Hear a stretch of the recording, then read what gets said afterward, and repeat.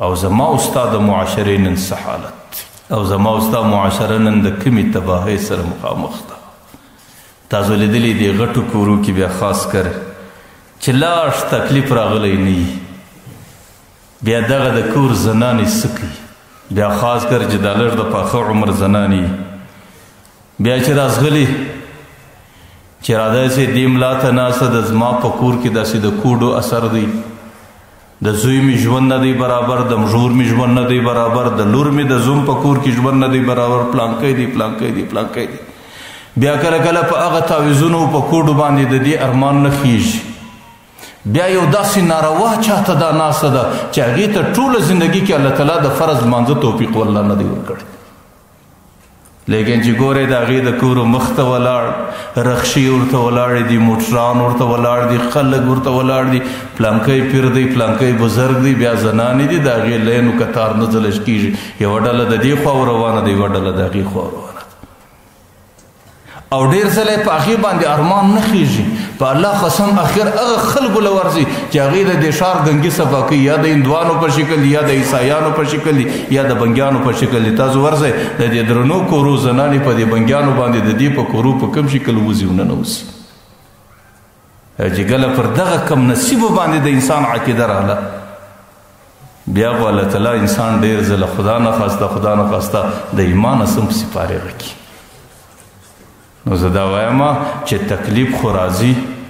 او مصیبت خو پر انسان راځي،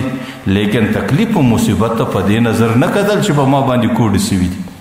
تکلیف و مصیبت ته په دې نظر چې کومې زنانې د کوډې نوم واخیستی په دې خوله کې وه. ډېر ځله هغه ظالمه د دې ښه کور زندګي ټولو ور تباه کړي،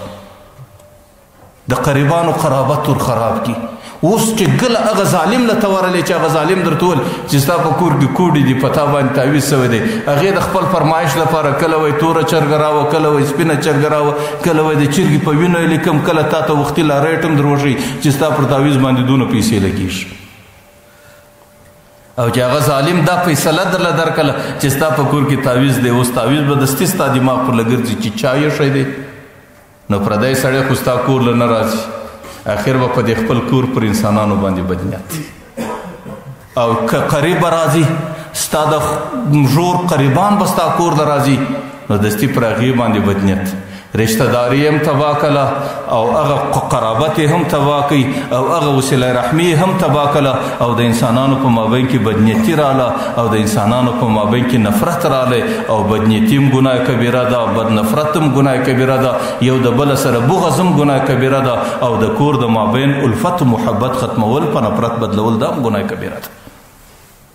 نو بیا د انسان هغه قرابتونه ور تباه کړي، وسیله رحمي تباه سي، او په کور کې دننه یو پر بل باندې بدنیتي سي، او د کور د دننه هغه د محبت او د آرام زندگی ټوله تباه کړي. د چا په وجه وسوله، د یو ناپوهي په وجه وسوله، د چا په وجه وسوله، د یو زنانې د بېوقوفۍ په وجه باندې وسوله، چې هغې که مشره ده که کشره ده، د هغې د بېوقوفۍ علامه دی چې هغه دستي بیا یو کوټګر له ورځغلي، یو تعویزګر له ورځغلي، یو بل له ورځغلي. خپل حل ټیک ده، که مشکل راغلی دی، د ټولو څه قوي ذات الله تعالی ذات دی، الله تعالی ته دعا وکړه، د الله تعالی څه غوښتنه وکړه، او دا عقیده وساته چې د دې تکلیف په خاطر به الله تعالی موږ ته لوړ درجات راکړي، لیکن د الله څه وغواړه چې الله موږ کمزوری مخلوق یې، الله موږ ناتوانه مخلوق یې، د دې تکلیف برداشت نه لرو، تکلیفونه راولي الله او تکلیفونه حل کوي الله. الله تعالی دې د دې خبرو حقیقت زموږ او ستاسو په دماغ کې راولي.